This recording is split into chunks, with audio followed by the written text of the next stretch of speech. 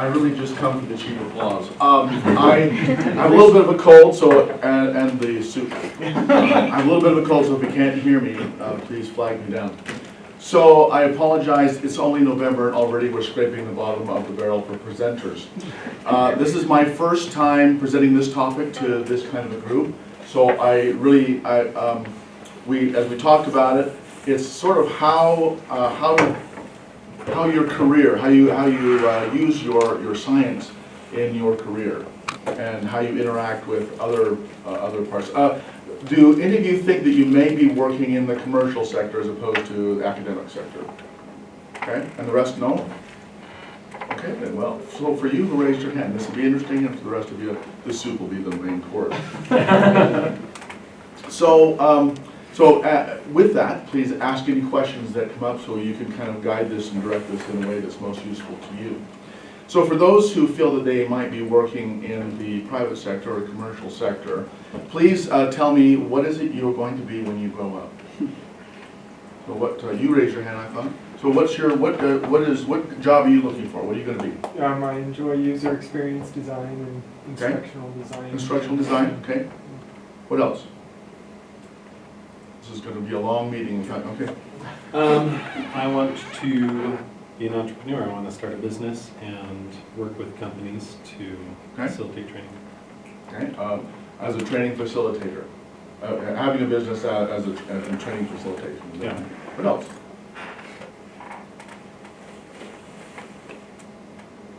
Help me. I like the idea of working as some sort of a learning consultant. Okay. I could consult with businesses to help them improve their training. Great.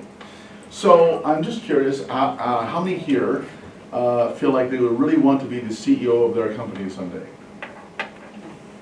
Okay. Right. So if we were in the MBA class, of course, it would be the opposite, right? Everybody but 3 would raise their hand like that. So, if you're working in the private sector, you're probably going to come up against a guy like me, and with varying degrees of against, right? That's why we have this conversation. IP&T meets MBA, and what happens there. So, in your studies as a practitioner of IP&T, what is it you want to accomplish? What is, if you go home at the end of the day and you've accomplished this, it's a good day. What would that be? Yes? Change someone's life. Okay. What else? People enjoy the instruction they participate in. Okay. Someone wants to learn more. Someone wants to learn more. You guys are all touchy-feely. Yeah, it's very good. Yeah. Yeah. We're going to have a group hug after this. Yes? I've got a product that I'm working on for my project, and anything that works towards this marketable product, that's a good day for me. Okay. Not I'm talking very about after you, when you're sort of in your career space. What is your driving? Yes. That's what I'm saying. Yes. Deliver tools that facilitate new classes of learning interaction.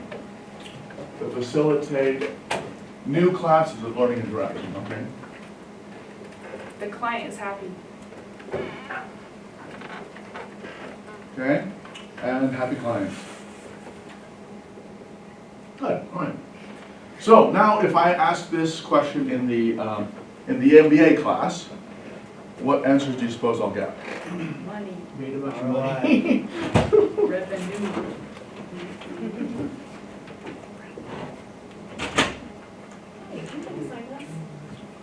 ROI.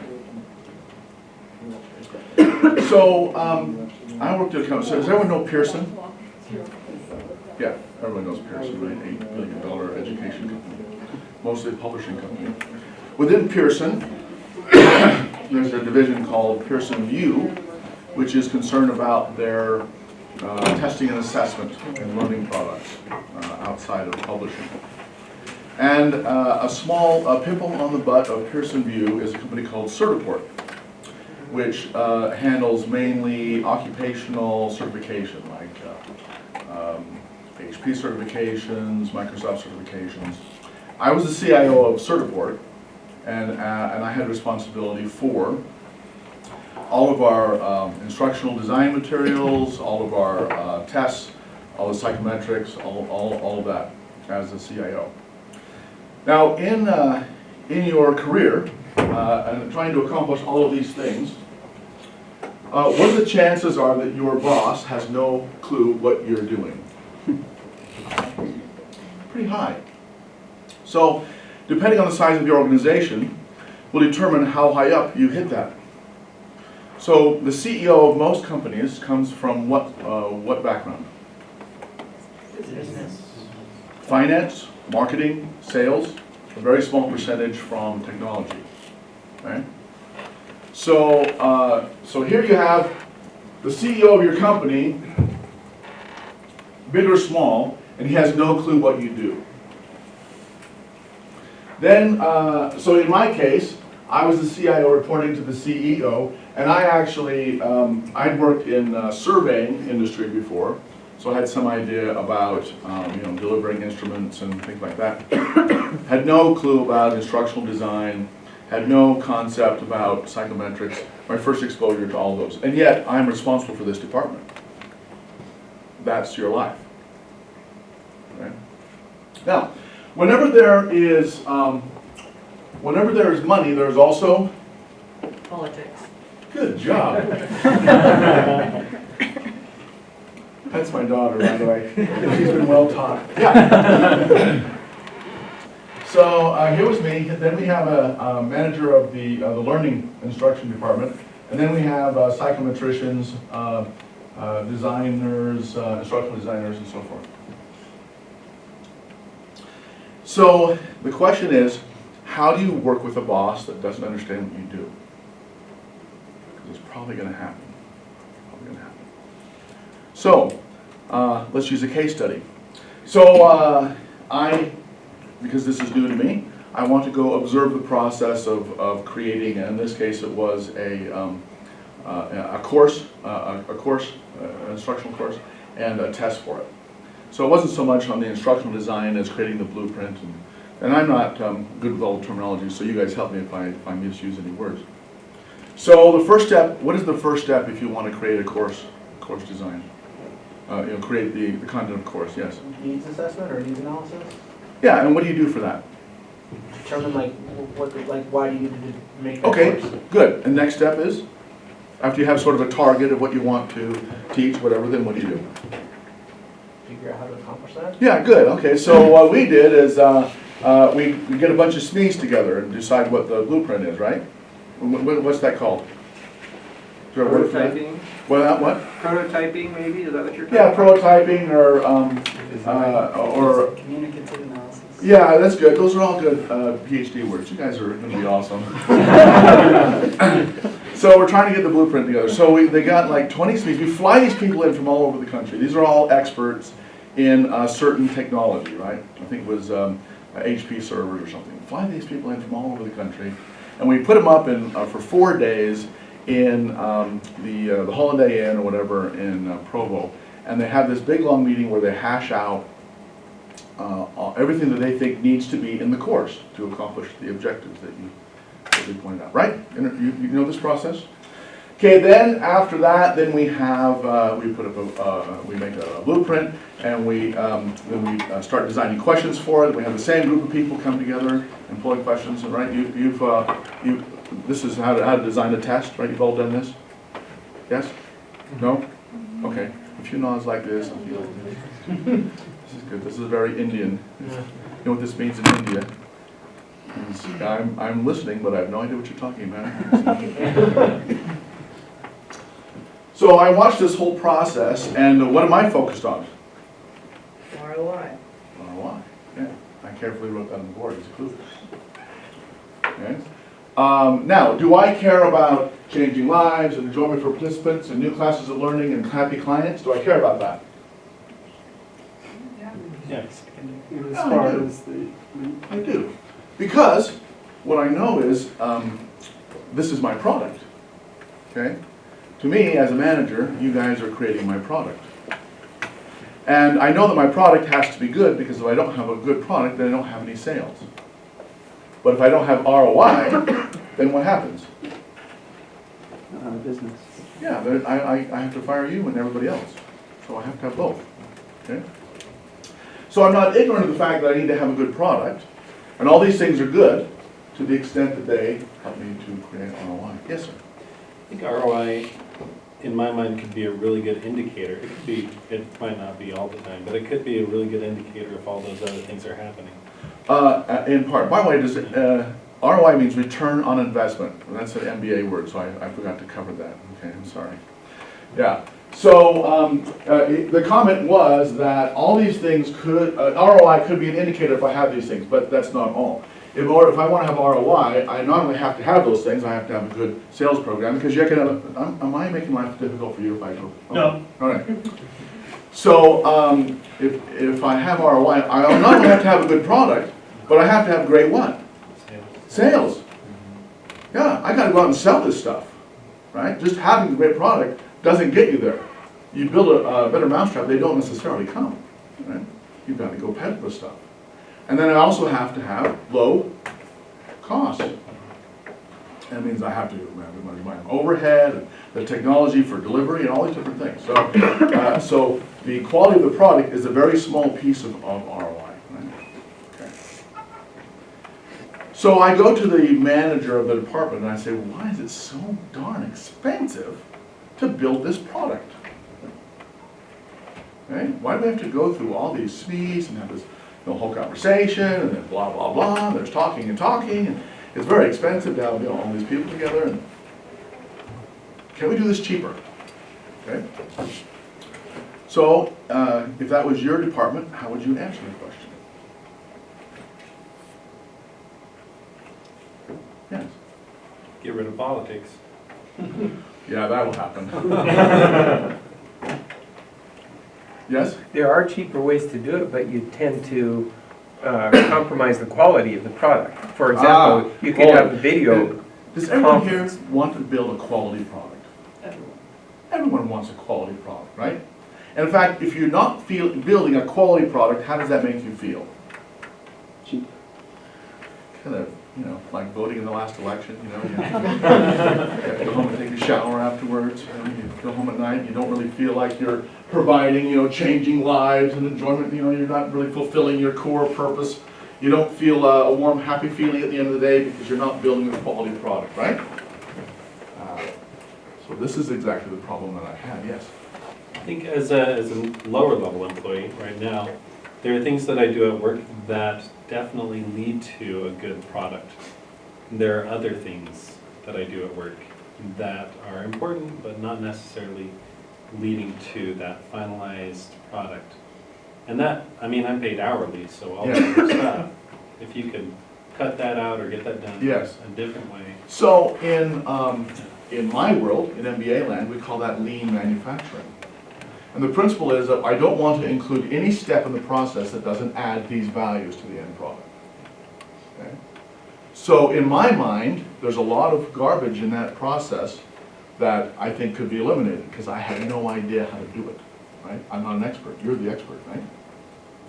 So I call in the manager of that department and I say, why is this so expensive? And she says, well, it's expensive because our contract requires us to do it this way. Well, I'm pretty skeptical. I said, well, fine. I don't really buy it. Show me the contract. So we were the sole provider of Microsoft Office exams, certifications at that time. So she brought me the contract, and I said, well, it says in the contract that it must conform to the standards, the customary standards of this type of a product. What does that mean? He says, well, we have a psychometrician on staff who determines that for us. Okay, get that guy in here. So now, does anyone here want to be a psychometrician? I'm sorry for you guys. Yeah, I thought so. He's like, yeah, it's kind of frightening. Yeah. By the way, in the private sector, I've worked in several companies where we had a PhD. We never ever called them doctors. So if you like that part of getting a PhD and you expect to, have people genuflect for you when you walk down the hallway and call you doctor, stay with academia. Because in the private sector, we just don't care about that stuff. We don't do that in academia either. Don't we do that either? There's At least not in our department. There's not enough genuflection going on. Yeah. So he comes in and he's a PhD in whatever it is, I think, probably your degree. And I said, so tell me, where is the list, where's the book that says what the commonly accepted practices are? How would you answer that? There is not one. There isn't one. That's right. Yeah, so I want to see the list, right? I want to see, prove to me that we have to go through all these steps to be included in the commonly accepted category. What would you do? Make a list. So you would make up a list. Here's the list, and you would hand it over and say, here's the list. Okay, what else? So again, now this is where you're directly hitting that problem of the guy who's, 2 levels above you is asking you a question, doesn't have a clue about what you do. Honestly, I told him, I have no idea what you're doing in here, but all I know is it's too dang expensive. So what could you do? How would you handle that? Besides make a list. What are some options, some political options for dealing with a case where the person doesn't know? Look at professional organizations for publications of standards is a suggestion from Zane. Yeah, I like that. And is there such a thing? Has anyone seen that? Is there a professional organization that defines this is what this standard accepted practices are in instructional design? Yes. Is there like a book of knowledge so I'm a project manager certified, right? So I know there's a book of knowledge for that. There's always some organization. There's always someone claiming to have something. Yes. Yeah. So here's a few ways you can try that. So what this particular fellow had done before, which was very effective, is kind of the lawyer approach, which is, well, I'm the lawyer. You don't know what you're talking about. So if I say it, you kind of have to go by that, right? That's the expert. Well, you hired me to be an expert. I'm the expert. So here's my opinion. And as the MBA guy, how do I react to that, do you think? I'll buy a different expert. Yeah, exactly, yeah. I can find as many experts as I need to tell me what I want to hear. Yeah, exactly. Okay? So then there's the stonewalling approach, which is, I'll get back to you on it. So here, any other approaches you can see? Yes? Good communication before that happens.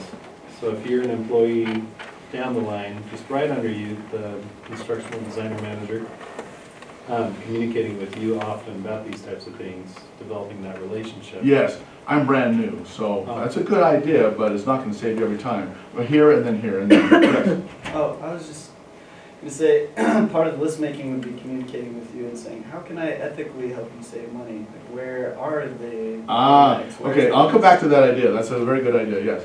Go back to the contracting experience and say, well, maybe Microsoft has a. Maybe they have that would be very good, yes. Oh, there are 2 of them now. Okay, and then look at what the industry leader is doing. So the industry leader is Microsoft, and we're actually doing exactly what Microsoft is doing, okay? And then from the Amelia, I might say that it depends on the learning paradigm that we're going for. We have many different instructional design modes, and layered with instructional paradigms and principles, the theories from which the company operates will determine a little bit of the best practices. Okay, so so the ideas we have are look at the industry leader, and then look at and then you said, what does the customer want, right? What is their thing? And then you said, I'm sorry, I forgot. Ethical collaboration. Ethical, yes. We'll come back to that. Yes. So at some point, you're going to have to show how the costs that you're incurring are contributing to more ROI. Exactly. This is it. This is it. So somehow we have to connect these 2 things. Because if you want to convince me, you've got to play in my world. Yes? In other words, we've got to demonstrate value add. Yeah, why? Why is this value added? Exactly. Now the reason that we thought this would be a good discussion is because the fellow who worked for me really struggled with this. And he felt this was an assault upon his ethics to find ways of reducing the cost of preparing. So actually what we found was that Microsoft, they did have this standard, but none of our other customers had the same standard. So we, as a company, we had been doing the Microsoft level of something for everybody else who didn't need Microsoft. Has anyone here ever eaten at McDonald's? Okay, good. Who here has ever eaten at Ruth Chris's? Oh, let me tell you about it. You have? I have. Congratulations. Ruth Chris's. I don't know what they do. I don't know if they speak to the cows in a pleasant way or if they give them massages. I don't know. But if you have a steak at Ruth Chris's, it is like a piece of meat that melts in your mouth. And it just, it's juicy, it's tender, it's meaty. It's $80, a half a pound of meat for an 8-ounce filet. Now, if I go to McDonald's and get a Big Mac with a half a pound of meat, how much is that? 99 cents on Monday. Yeah, 99 cents. There's a true student right there. You've got there's Taco Tuesday.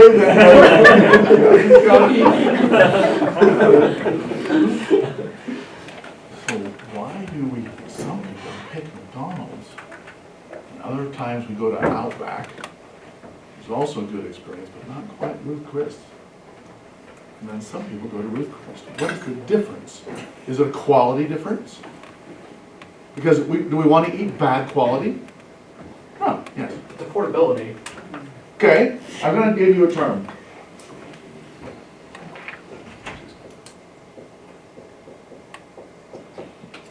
It's a different grade. Okay?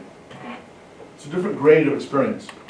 So, and for example, meat is classified according to grade, mainly by the marbling and the firmness of the meat. So an inspector comes in and says, well, this is a porterhouse, this is grade A, and then, this is a shoulder or whatever, and then, this is grade E. I have no idea what the grades are. But does that mean that any of that meat is bad? No. Some of it you cook in a stew and it's great, and some of it you roast for 24 hours and it's great, and some of it you put on the grill and it's great. It depends on what the purposes you want to accomplish, but it's a difference in grade. Now, when I think of quality, I kind of focus more on defects. So whether it's Ruth Chris or Outback or McDonald's, if you get a hair on your meat, that's bad quality. We agree? Yeah, but in some cases I just want to eat a hamburger, and that's fine. In some cases, I want a Ruth Chris steak. Not very often, because it's really expensive. Okay? So I'm trying to explain to my guy this idea of difference in grade. So what grade do I want to sell to my customers? What grade do I want to sell? Whatever they want. The one with the best Yes? margin. It probably depends on their goals and what they want. Okay, and whatever they want, and yes, I want to sell, and the, okay, so this is a comment from Emily again. Mr. Davis has talked about offering different levels of evaluation for different clients based upon what willing to pay and features that they want, gold, silver, bronze, etc. Exactly, exactly. I want to give my clients the very highest grade that they can afford. Okay? No more, no less. Because I want to leave money on the table, and I don't want to outprice myself in the market. So, in this case study, it took me a long time to get to this idea about how to afford it. How to make different grades of a product. So, in instructional design, you can vary the level of interactivity, right? In the instructional design, you can vary the complexity. You can vary. You can go everywhere from fill in the blank or a multiple choice to interactive examination. What's the word for that? Where the exam changes based upon the answers that you give is called Adaptive. adaptive. Thank you. Yes, good. See, I don't know all the words for this stuff. Yeah, adaptive. Perfect. But so what I want to talk about is how we had that discussion, so that you can go in to that meeting that you'll probably have at some time, a little bit better prepared, than my guy was. And he was a psychometrician with about 25 years of experience, so he knew his stuff. You know, he was good at what he did. But he felt ethically bound to provide the highest quality that was possible. So his strategy was a little bit of stonewalling. He said, well, you know, I can't really explain it to you because you don't know anything about the topic. I said, well, that's true. I know it.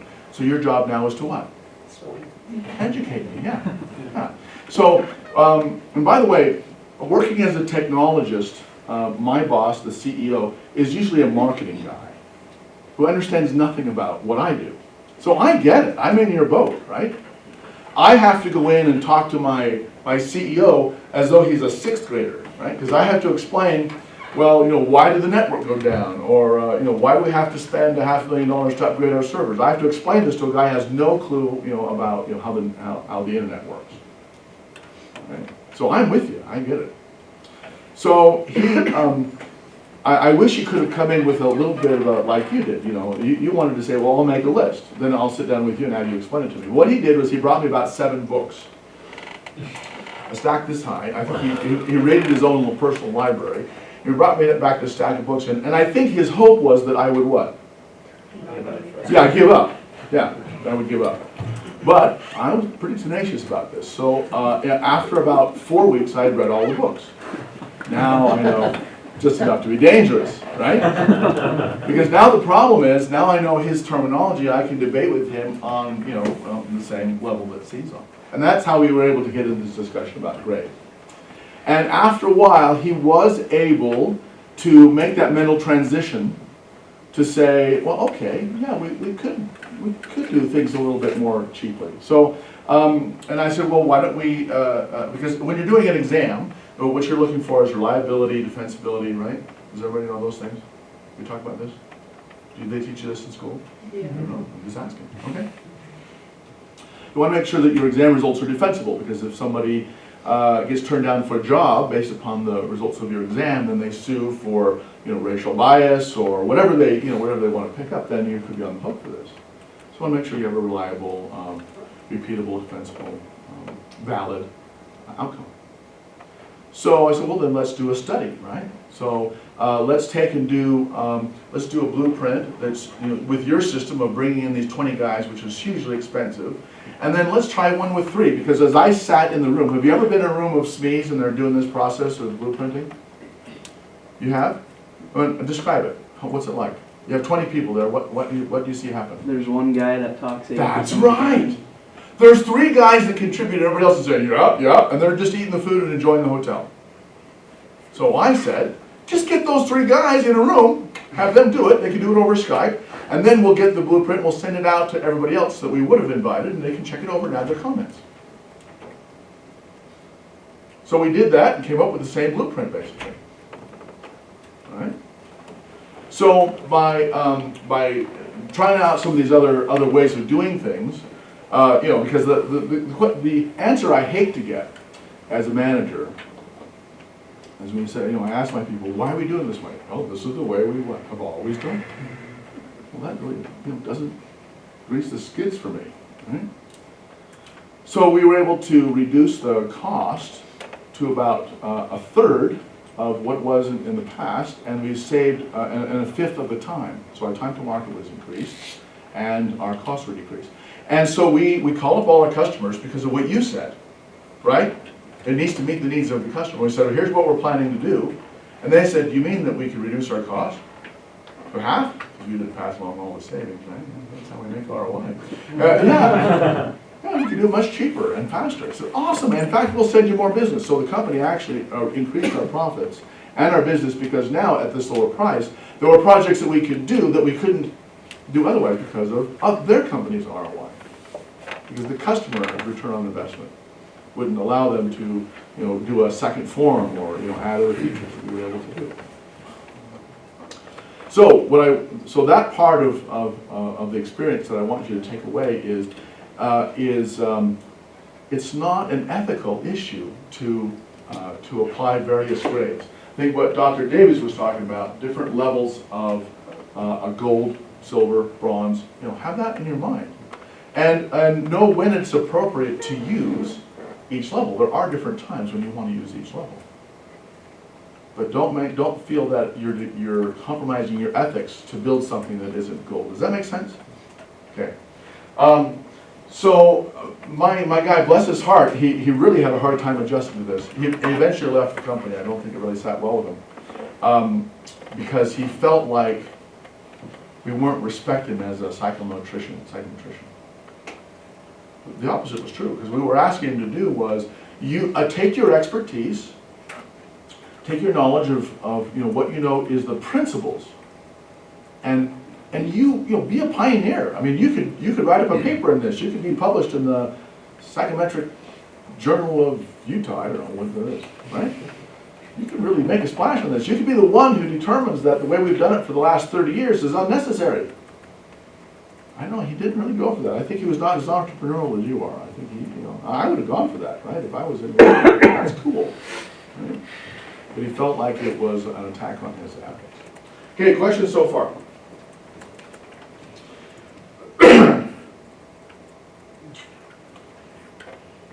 So, there's a dynamic tension always between product development and sales and marketing. Okay, we determined early on in our discussion that having a great product has to be coupled with some sort of sales and marketing, right? What is the goal of sales? What do they want to see in terms of the product? Contracts. In terms of the attributes of the product, what do they want to have in the product?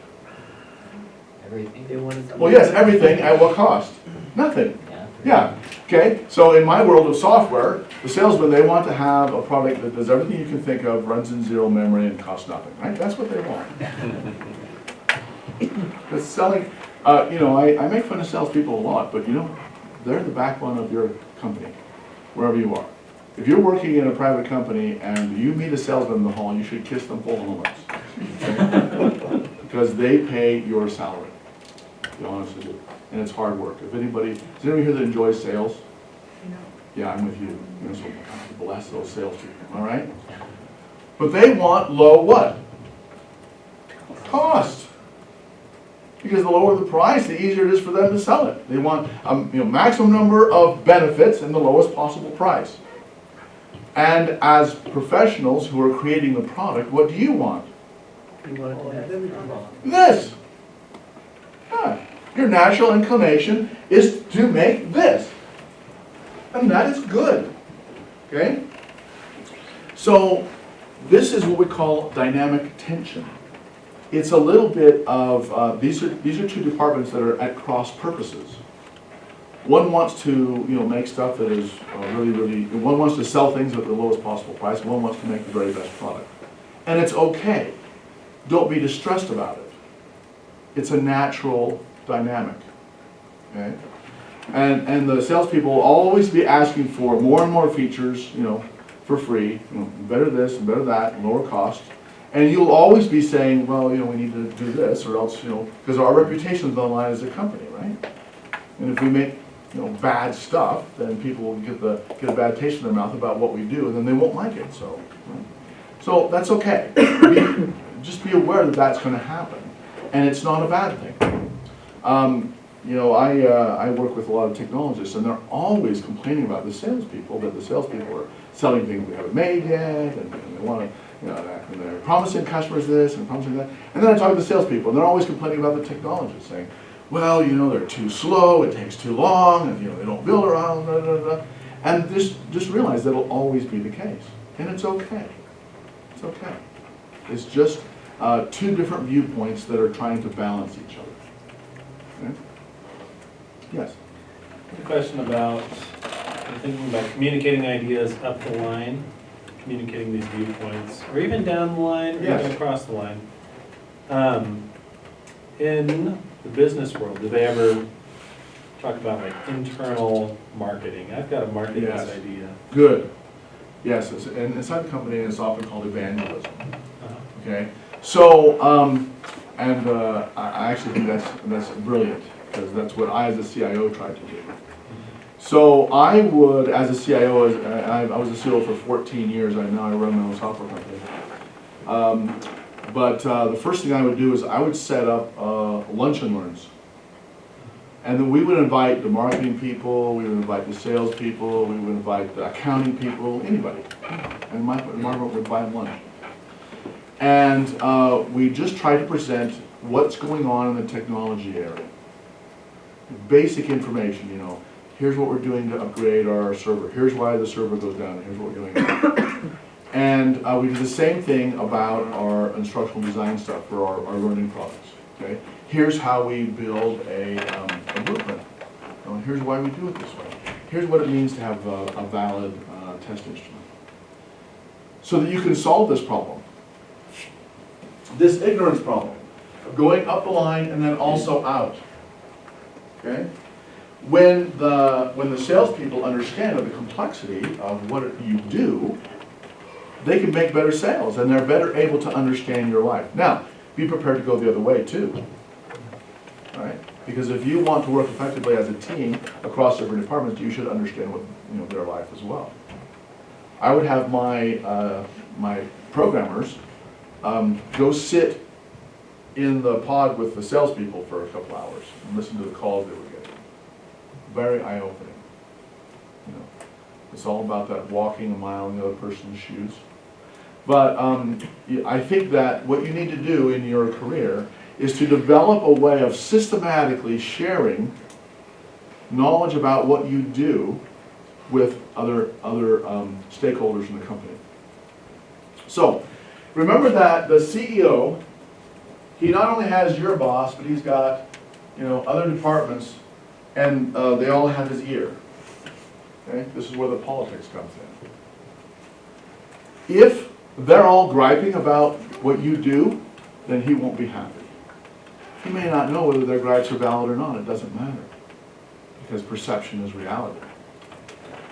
So what you want to do is inform enough people in the organization so that enough people understand what you're doing. They don't not in detail. Right? They're not going to, you know, get a PhD. You just need to explain it in a simple way so that people can get it. You need to take and orange juice your knowledge to something that is concise enough that people can say, oh, okay, that's why it takes 3 months. Oh, I get it. Okay, yeah. And if enough people have that across the organization, that actually will trickle up. So that there will be, and I remember before I said that this department's always complaining about this department. Well, if that trickles up, the complaints do, then, you know, then that will trickle down, because, you know, sewage runs downhill, right? So the bad reports get up to the CEO, then he calls your boss's boss in and says, you know, nobody likes what you're doing. Your products take too long and they're too expensive. So go fix that. How? I don't know, that's your job. If I know how to do your job, I do your job. I have my job to do. And then your boss's boss calls your boss in and see how it trickles down. Got it? So if you have to solve this political problem. It's a knowledge problem. You have to somehow take your expertise and you have to be able to explain what you do in a very concise and clear way to people who have no idea. Does that make sense? Okay. And if you're able to do that, that's the communication that you're talking about. That's the communication you're talking about. Something I've also seen successful is a little newsletter. You know, every week or every couple of weeks. That goes out to all across the company. You know, here's what we're doing, and just a little, you know, something that can be read in 5 minutes that has little snippets about you know, here's what we're doing for this process, and that's just a little informational thing. Don't go into a lot of detail. In fact, we call this process what, Cindy? What did we call this process? Okay, sorry, she wasn't paying attention. It's called public relations. She's the public relations director for the McKay School, so I thought she would be right on top of that. Yeah, it's internal marketing, it's evangelism, it's making sure that everyone understands what you're doing. Okay, we have about 8 minutes left. What other questions do you have? This is what I forgot.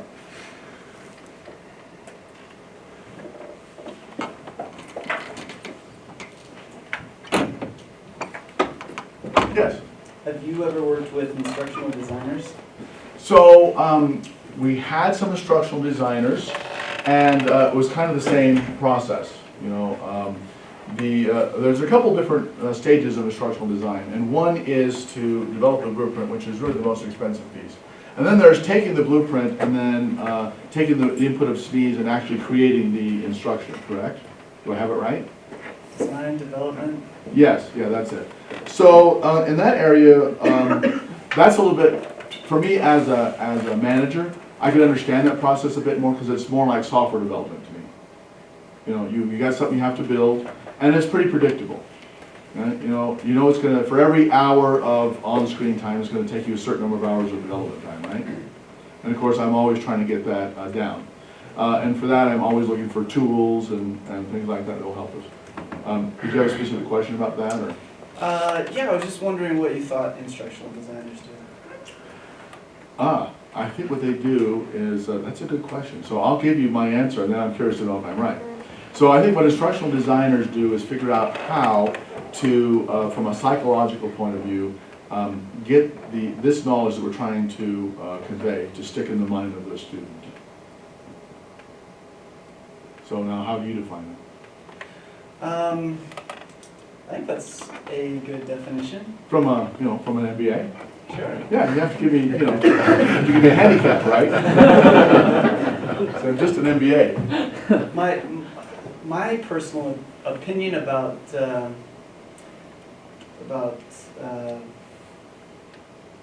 how instructional designers are viewed within corporations is that people bring their own experience and say, I know this about you. Oh, I because of see. shared experience. So because I have a software background, I totally understand that has nothing to do with it.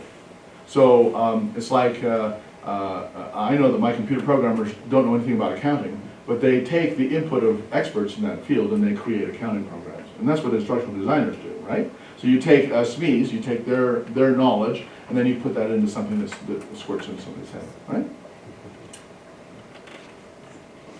Maybe so, maybe not. But I think you're correct in that there is a perception that the instructional designers, they're the wizards that already know everything, and they're just gonna. I think you are correct. That is a misperception. The deeper question, I think, is why do business owners hire instructional designers? Like, what's the business need? What's the value that you want? Good. So, in my case, we were producing instructional products. So, is this at Pearson, or is this? This was at Certiport, which was a part of Pearson. Okay. Yeah. So,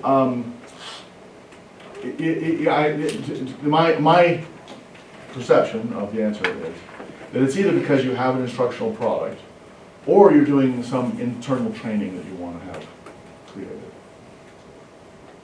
Does that make sense? Why not just hire someone internally who knows the product already, a SME perhaps?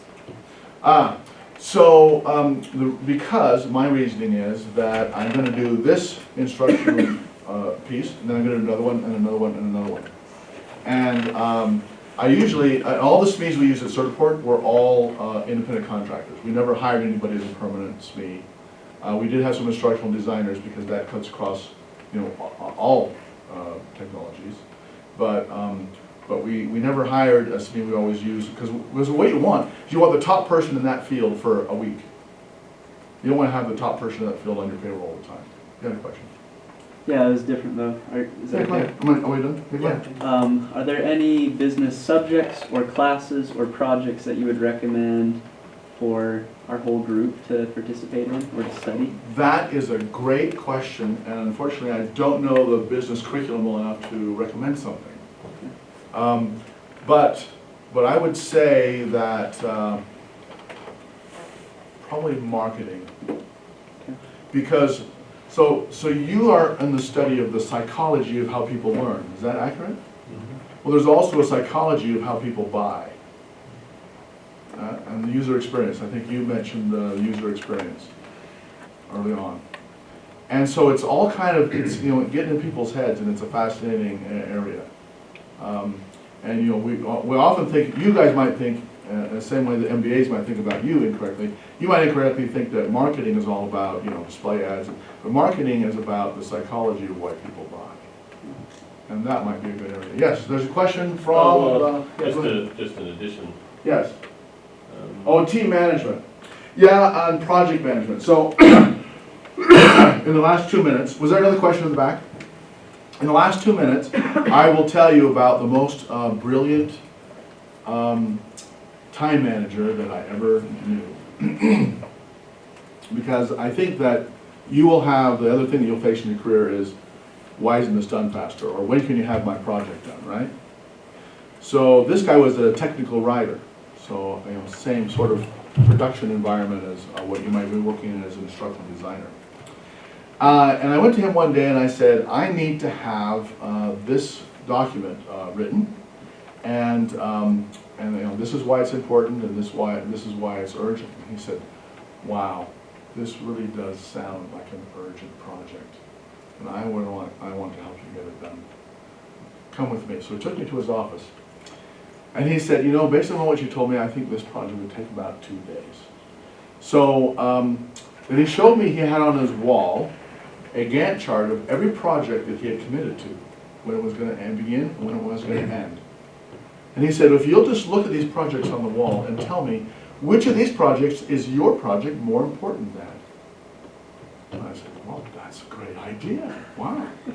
And he was really so helpful, right? He was just making me feel like he really wanted to get my project done. So I looked, I said, well, okay, yeah, I know that one, that's important. Okay, yeah, this is important. Yeah, oh, yeah, this is important. Oh, and so I think these are less important than mine. I think mine should go right here. And he said, you know what, I agree. I think this is very important. Now all you have to do is go to all these people and convince them. So, what a great technique, right? I felt served. I felt like he was really on my team, like he really wanted to help me. But he put the burden on me for the prioritization. One of the most difficult things in business is prioritization of projects. And especially if you are working on for like different projects, the difficulty is that no one sees everything that you're doing. They only see what what you're doing for them. And if you're in a pool or you're taking input from several different places. And so people tend to get frustrated with you because they can't get their stuff fast enough. They have no view of all the other things that you're doing. It's politics. Okay? It's politics.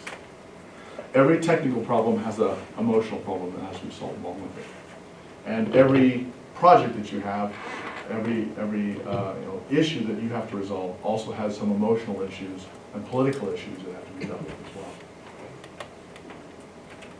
All right, is there a feedback mechanism for this to, how do we gather feedback to know if this was useful for anyone? Is there a way to do that? They can send it to me and I can forward it on to you. Would you please? Yeah, would you, if you have some feedback, because coming into this, I honestly, I don't know if this is valuable for you or not. So if you'll pass some feedback along and just let us know if this is something that we should do for the next class, or or I could just come to the soup. That's fine. All right. So it's 10 till, and I'll stick around and answer any other questions if you have personally. Otherwise, I'm probably going to go to lunch with my family. And thank you so much for coming. And you guys did great. Give yourself a round of applause.